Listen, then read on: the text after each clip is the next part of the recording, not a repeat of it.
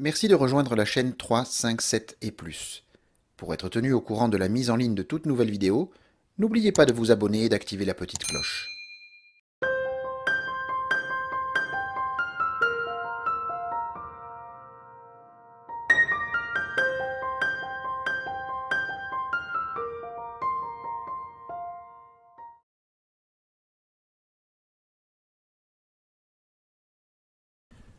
De Saint-Jean de Garguier, le 15 octobre.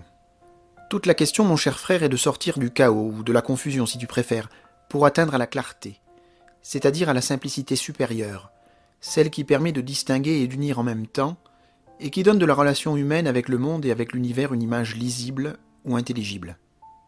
On dit souvent « connais-toi toi-même », comme si cette incitation avait quelque chance d'être suivie des faits seulement par un décret de la volonté.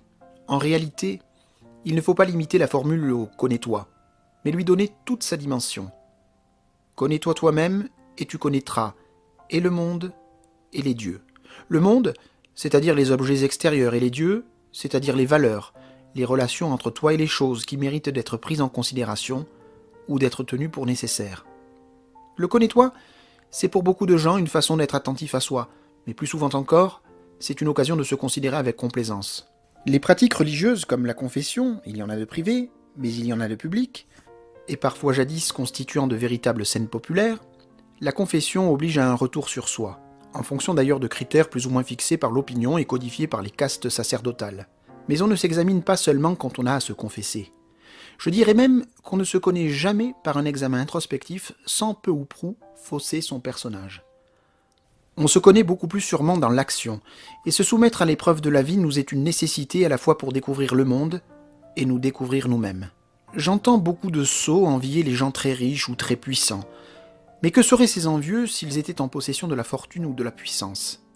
Ils n'ont jamais été éprouvés que par certains malheurs, mais savons-nous ce que la prospérité ferait de nous?